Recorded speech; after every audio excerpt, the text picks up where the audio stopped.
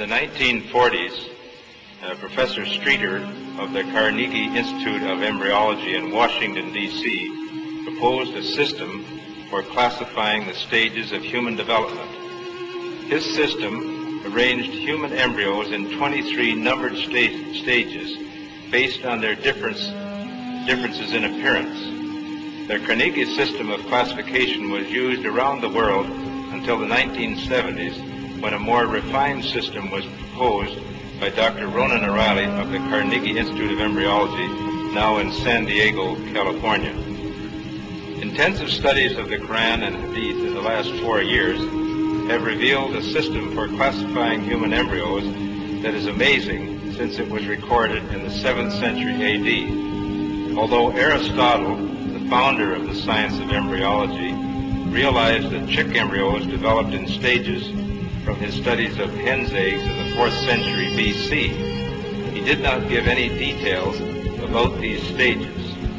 As far as it is known from the history of embryology, little was known about the staging and classification of human embryos until the 20th century.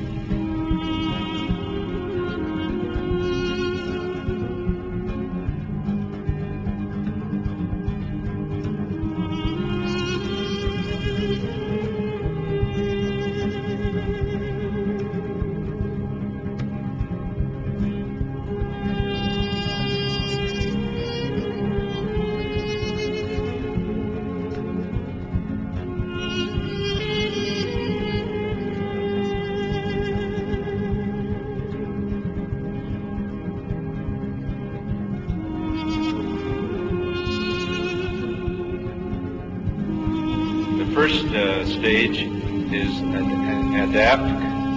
You'll have to apologize my pronunciation. This is from Surah Tariq 6.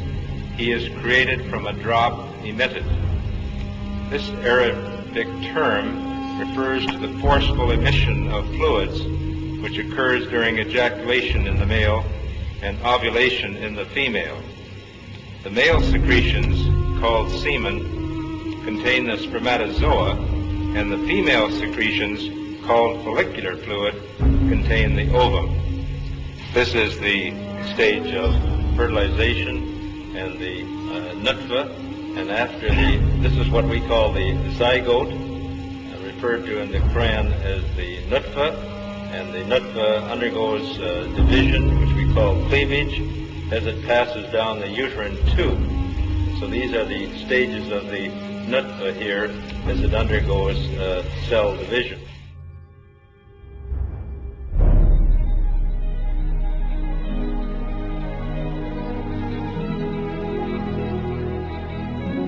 Another important aspect of the information mentioned in the verses of the Quran is the developmental stages of a human in the mother's womb.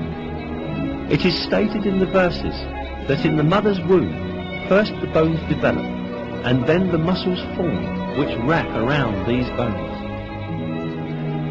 We then formed the drop into a clot, and formed the clot into a lump, and formed the lump into bones, and clothed the bones in flesh, and then brought him into being as another creature. Blessed be God, the best of creators.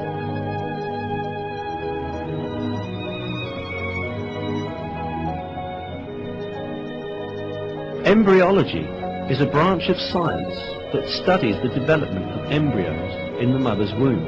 Until very recently, embryologists assumed that the bones and muscles in an embryo developed at the same time. For this reason, for a long time, some people claimed that these verses were in conflict with science. Yet, advanced microscopic research conducted by virtue of new technological developments has revealed that the revelation of the Quran is word by word correct.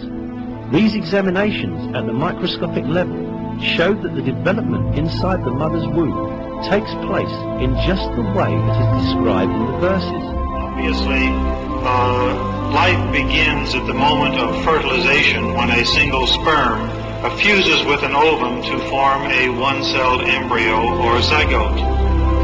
At this moment, the ultimate character of that new individual is decided. The Quran recorded these facts 1400 years ago.